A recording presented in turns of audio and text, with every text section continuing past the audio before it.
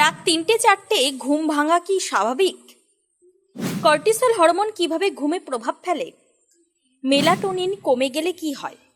Mobile ব্যবহার কি ঘুমের ব্যাঘাত ঘটায়? ঘুম ভালো রাখতে কি অভ্যাস জরুরি? এসবই থাকছে আজকের ভোরের আলোয়। রাত ঠিক ৩টে বা ৪, ভোর রাত হলেই হঠাৎ করে ঘুম ভেঙে যাচ্ছে, এমন সমস্যায় ভুগছেন অনেকে এটিকে অতিলৌকিক বা রহস্যজনক ঘটনা বলে মনে করলেও বিজ্ঞানীরা বলছেন এর পেছনে রয়েছে সম্পূর্ণ শারীরবৃত্তীয় কারণ। মানুষের ঘুম একটি নির্দিষ্ট চক্র মেনে চলে, যাকে স্লিপ সাইকেল বলা হয়। এই চক্রের মধ্যে নির্দিষ্ট সময়ে শরীর ও মস্তিষ্কে নানা পরিবর্তন ঘটে, যার ফলে ভোর রাতে ঘুম ভেঙে যেতে পারে। গবেষণায় দেখা গেছে ঘুমের সময় মস্তিষ্ক সম্পূর্ণ বিশ্রামে থাকে না, বরং হাইপোথ্যালামাস এবং ব্রেন স্টেম নামক দুই গুরুত্বপূর্ণ অংশ সক্রিয় থেকে ঘুম ও জাগরণের ভারসাম্য নিয়ন্ত্রণ করে। এই অংশগুলি স্নায়ুকোষ কখন সক্রিয় বা নিষ্ক্রিয় হবে তার উপর নির্ভর করে একজন মানুষ কতক্ষণ ঘুমাবেন বা কখন জেগে উঠবেন। ভোর রাতের দিকে শরীরে স্ট্রেস হরমোন কর্টিসলের ক্ষরণ ধীরে ধীরে বাড়তে থাকে। বিশেষ করে যারা মানসিক চাপ, উদ্বেগ বা দুশ্চিন্তায় ভোগেন তাদের ক্ষেত্রে এই হরমোনের মাত্রা আরও বেড়ে যায়।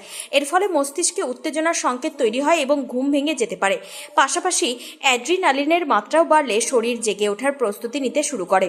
এছাড়াও রক্তে শর্করার মাত্রা বেড়ে যাওয়াও একটি বড় কারণ। হাইপারগ্লাইসেমিয়ার কারণে শরীরে শক্তি উৎপাদনের প্রক্রিয়া সক্রিয় হয়ে ওঠে, যা ঘুম ভাঙার কারণ হতে পারে। বিশেষ করে যারা রাতে বেশি চা, কফি বা অ্যালকোহল গ্রহণ করেন তাদের শরীরে এই হরমোনগত পরিবর্তন বেশি দেখা যায়। ঘুমের জন্য দায়ী হরমোন মেলাটোনিনের নিঃসরণ ভোর রাতের দিকে কমতে শুরু করে, ফলে শরীর ধীরে ধীরে জাগরণের দিকে এগোয়।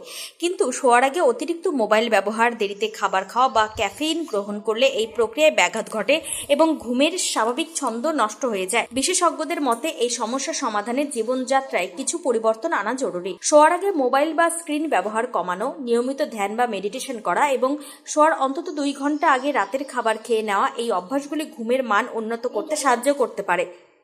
Times 14 bureau, Kolkata.